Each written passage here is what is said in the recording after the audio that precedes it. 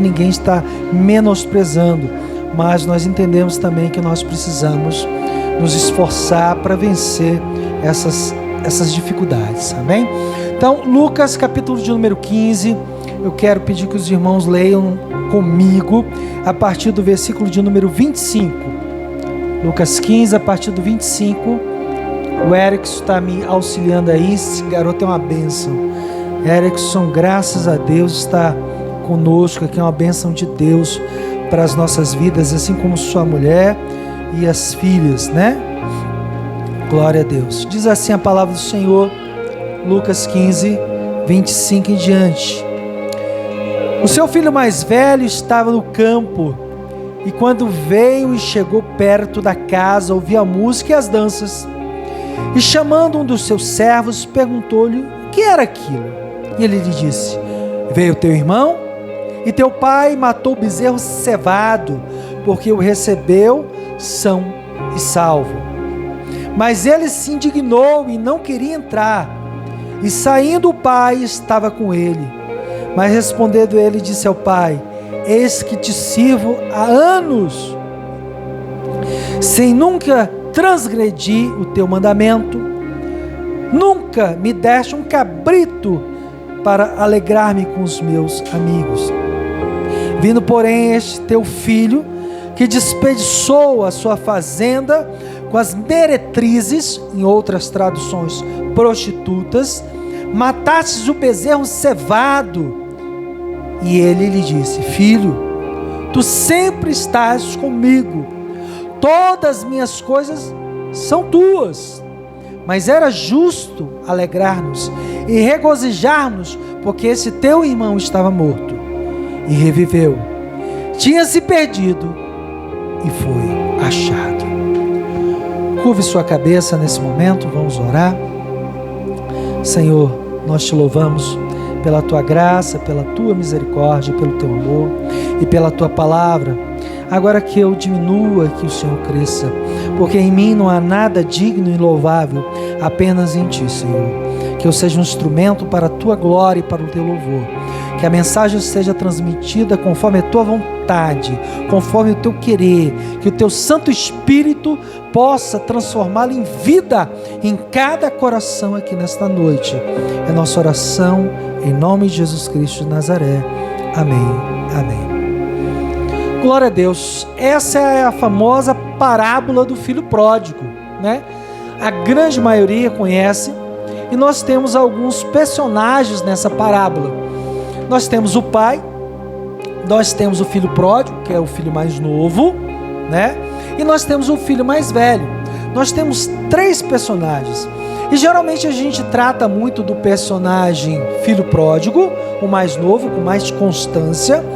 Trata-se mais ou menos do pai e trata-se muito pouco, quase nada, do filho mais velho. Essa é a verdade.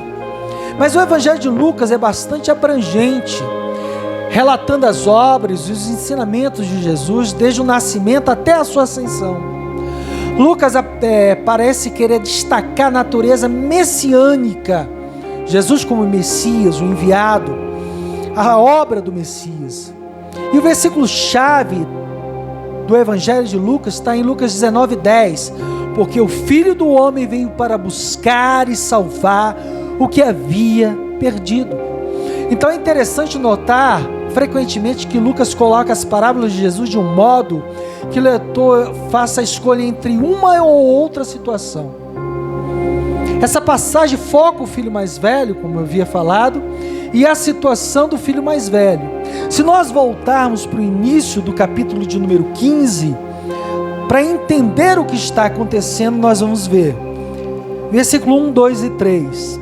Chegava-se ele, todos os publicanos e pecadores, chegavam-se a Jesus, todos os publicanos e pecadores, para ouvir. Versículo 2, e os fariseus e escribas murmuravam dizendo: esse recebe pecadores e come com eles. E ele lhes propôs esta parábola dizendo, e aí ele começa. Então o alvo da parábola, o alvo dessas 3 parábolas, na verdade, porque aqui são 3 parábolas. A primeira parábola, do versículo 4 ao 7, que é a parábola da ovelha perdida. Então ele fala de uma ovelha que se perdeu e que ele quer trazer novamente ao rebanho. Ele fala depois, do versículo 8 ao 10, da dracma perdida. Ou seja, e depois no versículo de 11 ao 32, a parábola do filho pródigo, do filho perdido, podia ser também. Então o que ele está falando aqui de pessoas, de ovelhas, de objetos, de homens que se perderam e precisam se encontrar, precisam se achar. O título da prédica dessa noite é: Nossas virtudes não substituem o amor de Deus. As nossas virtudes, aquilo que nós achamos nobre em nossas vidas, não substitui o amor de Deus.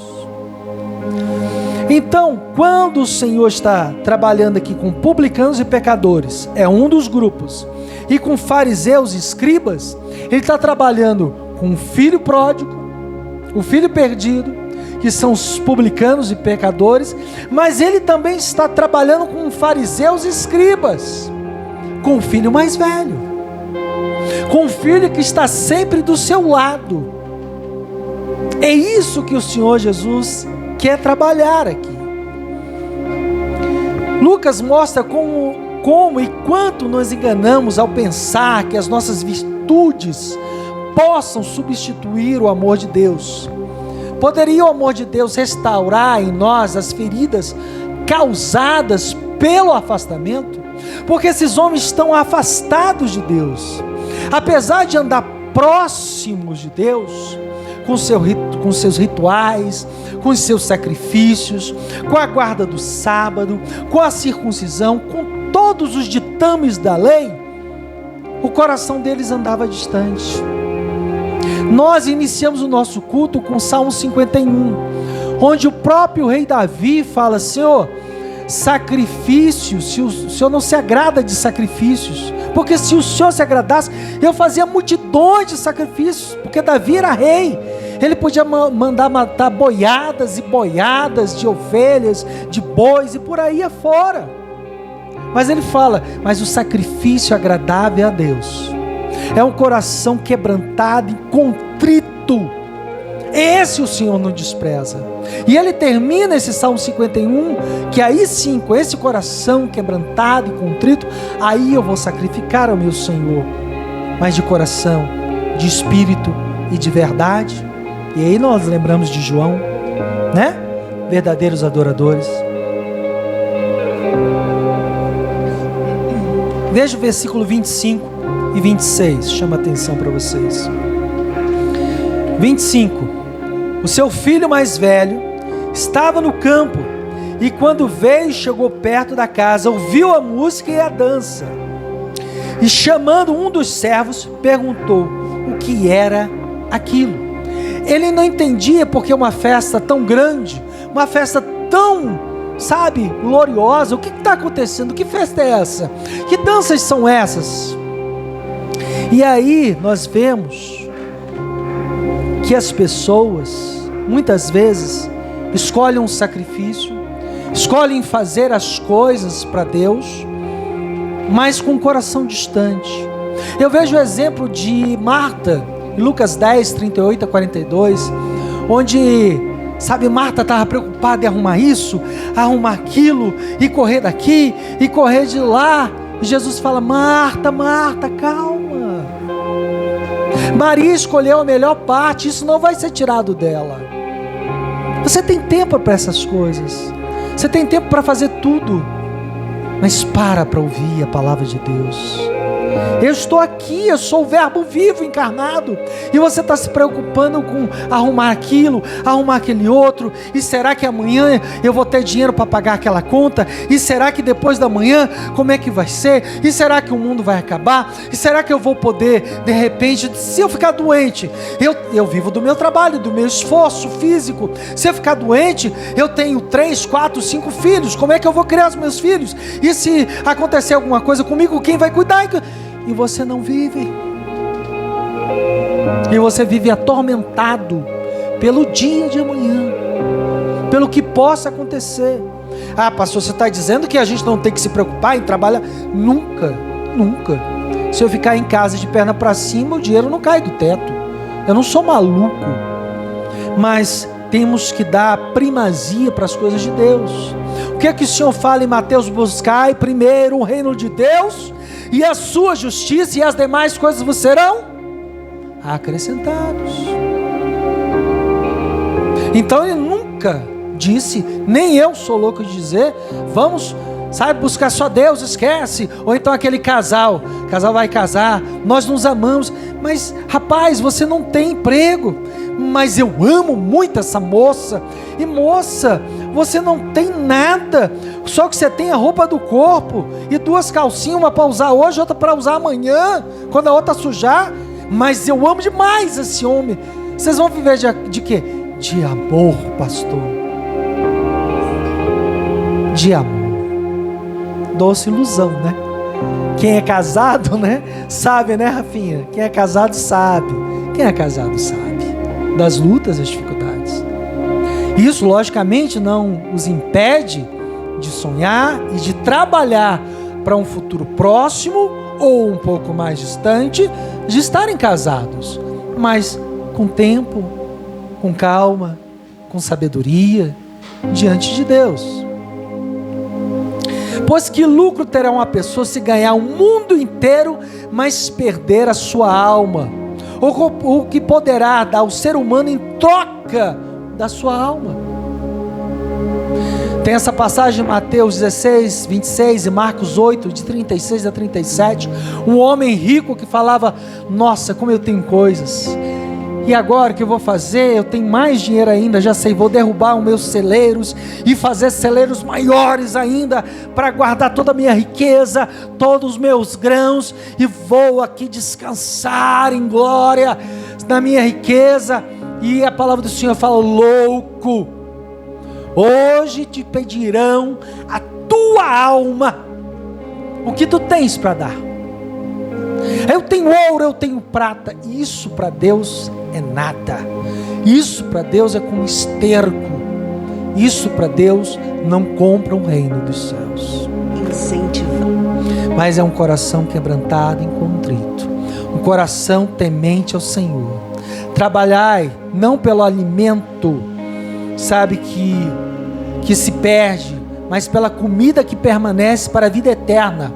Alimento que o Filho do Homem vos dará, pois Deus, o Pai, colocou o selo sobre ele.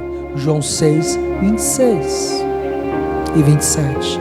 Então, este homem aqui, o filho mais velho, estava preocupado com aquela farra, estava preocupado com aquelas danças, estava preocupado com aquela música, com aquele movimento, porque ele estava preocupado com o dia a dia, com o momento, com o hoje, com o carpe diem, com o momento agora.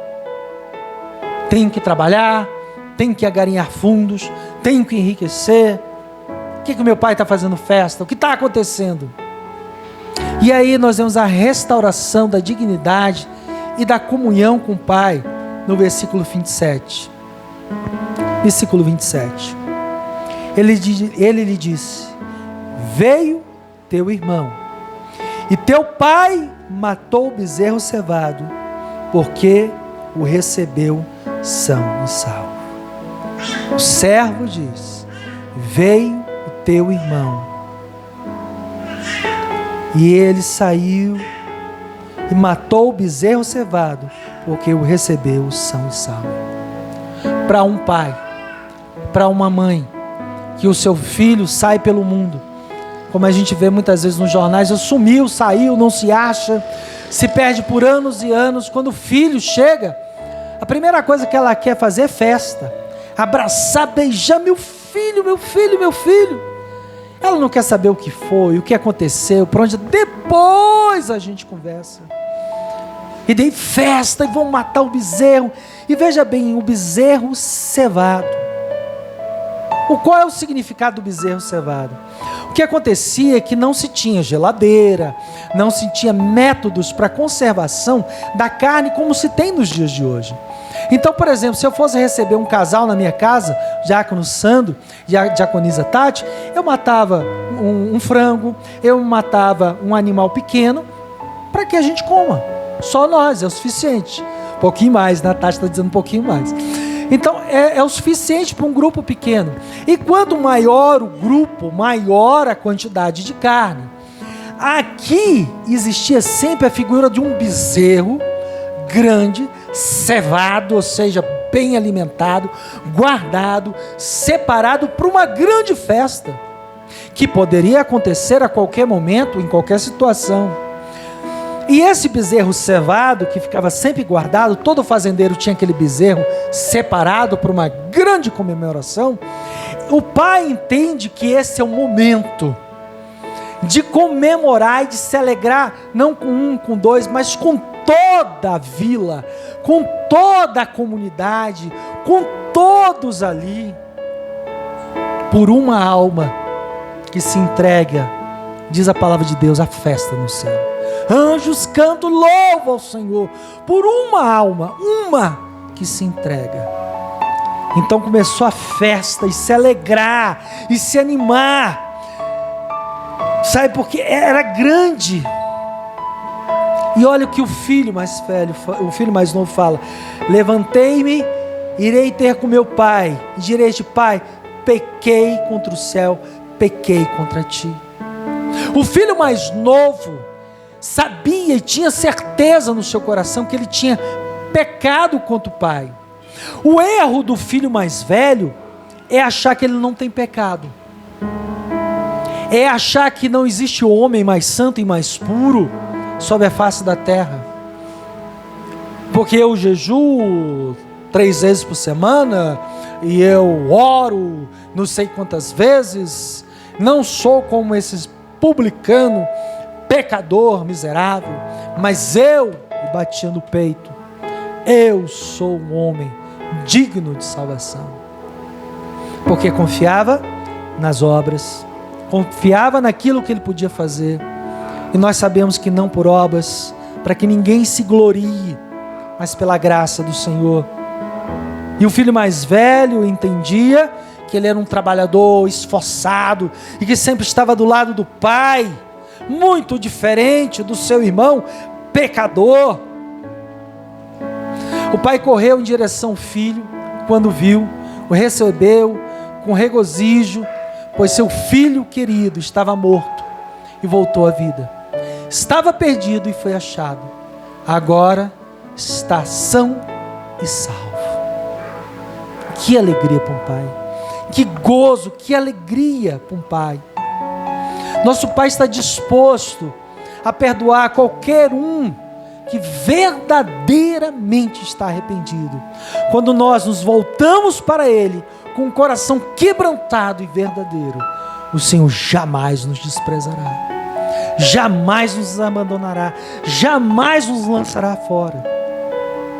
Agora veja o que o filho mais velho fala quando ele encontra com o pai. Versículo 28.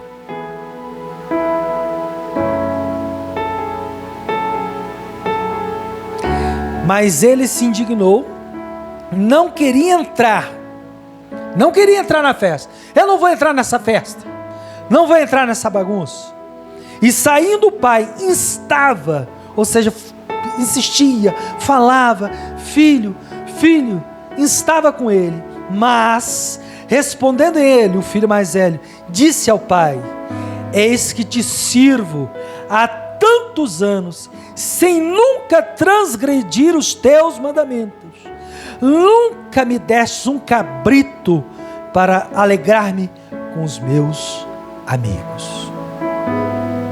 E aí, a grosso modo, a primeiro momento que você olha, você fala assim: esse filho está certo, caba vagabundo, aprontou de tudo, eu estou aqui trabalhando com meu pai, e aí meu pai faz uma festa para esse caboclo, eu estou aqui servindo ao meu pai e tal.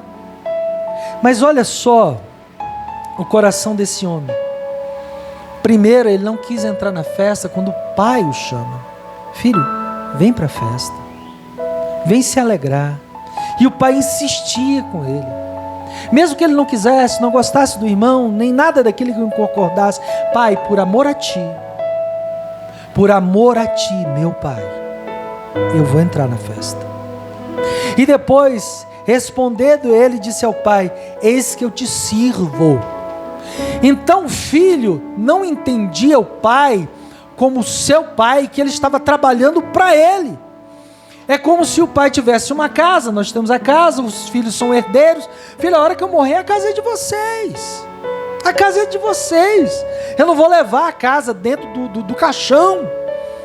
Sabe, minha mãe falava muito isso: ó, caixão não tem gaveta, filho. Você não leva nada dessa vida.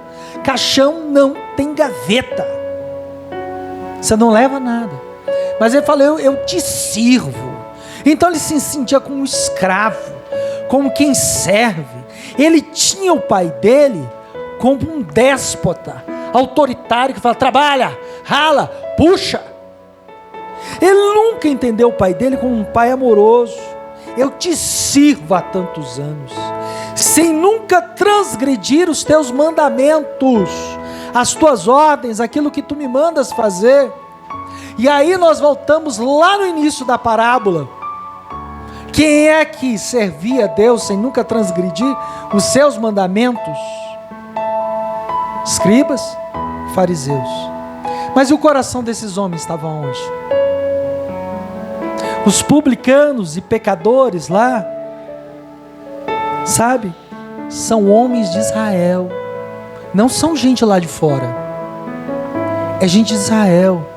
Ele não teve pena do irmão dele, que tolo, sem sabedoria, inocente para algumas coisas, bobo, se deixou levar pelo mundo. Ele não teve pena do irmão dele, que estava longe. Pelo contrário, eles repudiavam os publicanos, repudiavam os pecadores, em vez de falar: olha, você precisa se consertar, vem aqui, e agir de amor e trazer para dentro. Eu já tive casos dentro de igreja, que pessoas falam: pastor, você não podia aceitar tal pessoa ou tal pessoa dentro da igreja. Não pode. Por quê? Porque eu já vi fazendo isso, ou fazendo aquilo, ou agindo errado, ou bebendo. Ah, tá, e aí não é para estar na igreja? Claro que não, pastor. Ué, então igreja só para santo. Irmãos, quem está doente, diz a palavra do Senhor, é que precisa de médico. Aqui é lugar de cura, aqui é lugar de milagre, aqui é lugar de salvação, aqui é lugar de encontro com Deus. Você pode dar glória a Deus para isso? Quem está doente aqui precisa de médico, irmão. Se você está tão santo, tão puro, não precisa nem vir na igreja. Não vem não, você está santo, você está puro, irmão. Só o que você precisa é de asa, só isso, mais nada. Mas a palavra do Senhor fala em Isaías 64: todas as nossas justiças são como trapo de imundície.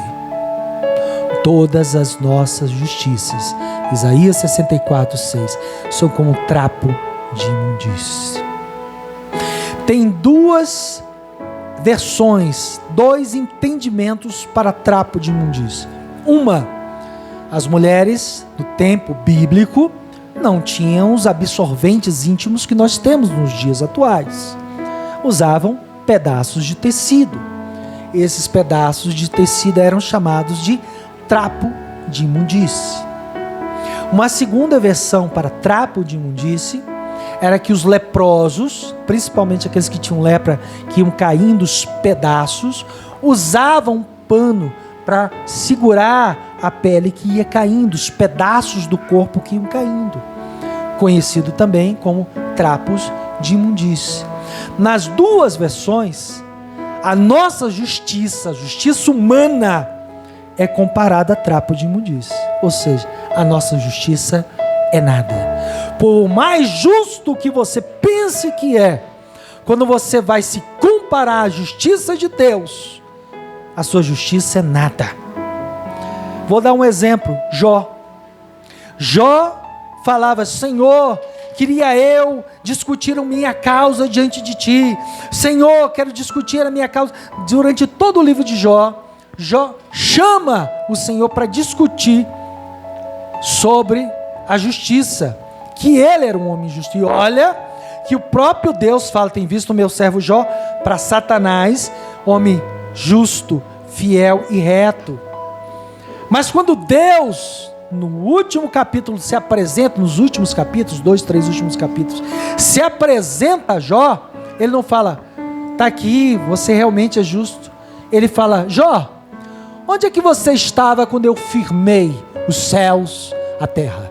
Quando eu criei as estrelas?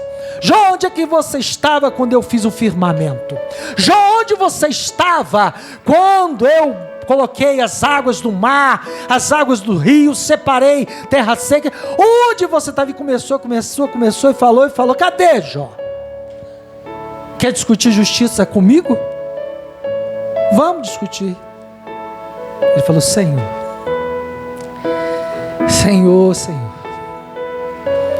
antes eu te conhecia de ouvir falar, e hoje os meus olhos te veem. A minha justiça não dá para comparar com a tua. Não tem jeito, Senhor. Eu nunca vou ser justo a nível de conversar e debater com o Senhor. Nós vemos aqui que a ira do filho mais velho denuncia o seu coração endurecido, um coração ciumento. A existência do pai demonstra sua graça, a insistência do pai em que ele entra demonstra sua graça. Sempre nós nos chamando para amar, para perdoar e amar aos nossos irmãos, tornar-se tão importante quanto trabalhar arduamente e obedecer a Deus. É amar ao seu próximo como a si mesmo, e o seu Deus acima de tudo. O filho mais velho demonstrava que não amava o pai, porque o tinha como um carrasco e ele como um servo dele, e não amava o seu próximo como a ele mesmo. Como na parábola dos talentos, em Mateus 25, de 24 a 30, o Senhor deu 5 talentos, multiplicou em 10, outro deu 2, multiplicou em 4. O que tinha um falou: Senhor, o teu talento eu escondi, guardei, e está aqui de volta, porque eu sei que tu és homem severo, que colhe onde não plantou, que faz, acontece. Ele é: você sou tão mau, tão injusto, por que tu não pegou este talento que eu te dei e deu àquele que tinha 10, para que assim ele multiplicasse mais ainda? Tu é injusto, homem pecador, que escondeu os talentos e não multiplicou para Deus. Temos que ter uma vida devotada, uma vida, sem rancor no coração, dedicada a Deus. O rancor do filho mais velho é nítido. Vindo, porém, versículo 30, este teu filho, que desperdiçou a tua fazenda com as meretrizes, mataste o bezerro cevado. Vindo, porém, você vê que ele não chama: vindo, porém, o meu irmão, vindo, porém, o João, ele tem tanto ódio do seu irmão mais novo, tanto ódio, que ele fala: vindo, porém, este teu filho, é teu filho, não tem nada a ver comigo. Vindo, porém, este teu filho, que desperdiçou a tua fazenda com meretrizes, aonde anterior a isso, diz que ele gastou com prostitutas. Diz que ele gastou todo o seu dinheiro. Poderia ter sido com prostitutas ou não. Não é dito isso. Ele, o filho mais velho, deduz isso. Pastor, às vezes ele ficou sabendo. Pode ser, mas biblicamente, dentro do escopo dessa perícope, isso não é informado. Então ele deduz que é gasto com meretrizes. Ele ainda cria uma situação mais embaraçosa. Um judeu não fica andando com meretrizes. Um homem de Deus não fica andando com prostitutas. Então ele fala o teu filho, ele fala meretrizes, ele coloca o nome do irmão dele na lama. Ele quer destruir qualquer esperança do filho mais novo ficar com o pai. Voltando ao início, publicanos e pecadores, não deixa eles se aproximarem. Se o Senhor soubesse com que o Senhor anda, o Senhor não andaria. É tudo pecador, prostituta, olha, não vale nada, não deixe encostar em você. Afasta Jesus, separa Deus. Esse povo não tem que entrar nem na igreja. Manda para fora, Jesus. Não deixa entrar na casa de Deus. Vinde a mim, todos os que estão cansados e sobrecarregados, porque eu vos aliviarei. E tomai o meu jugo, porque é leve e suave, e aprendei de mim, porque sou manso e humilde de coração. O rancor o fez dar um falso testemunho do próprio irmão. Esbanjou os teus bens com prostituta. A ganância e inveja é bem demonstrada. Mataste o novilho gordo para ele. Ganância. O novilho gordo tinha que ser meu. Eu sou o mais velho. Eu faço tudo para o Senhor. Ganância, inveja. Para concluir, para fecharmos, versículo 31 e 32.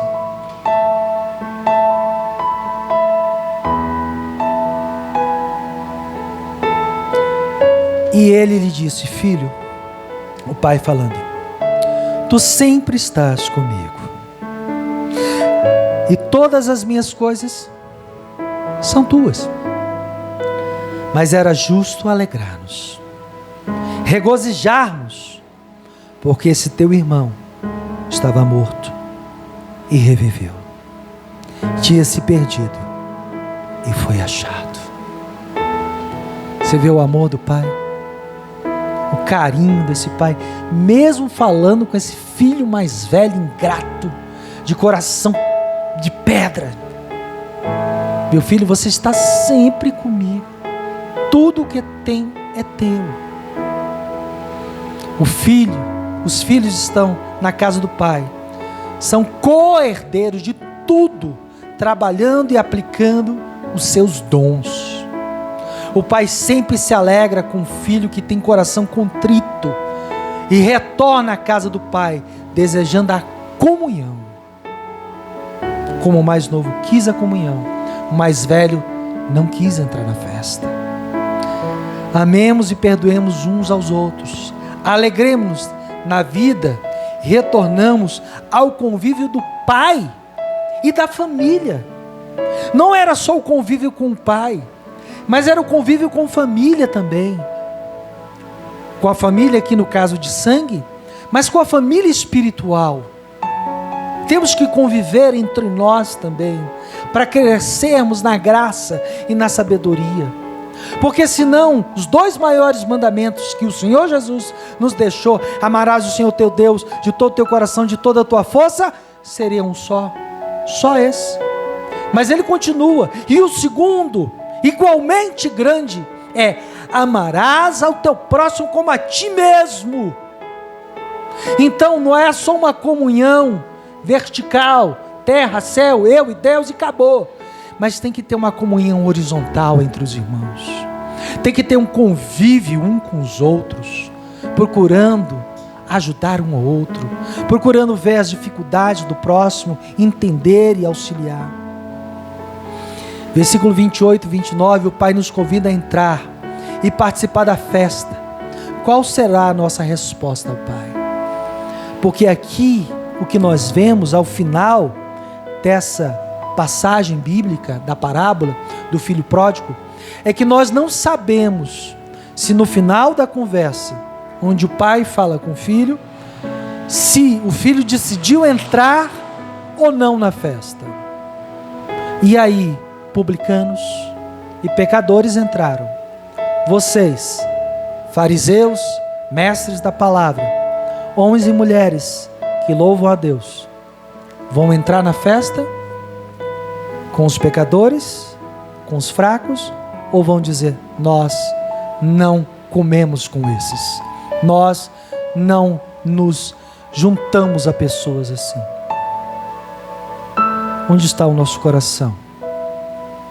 E qual é a nossa resposta para o Senhor? Fica para vocês essa resposta. Vamos ficar de pé nesse momento?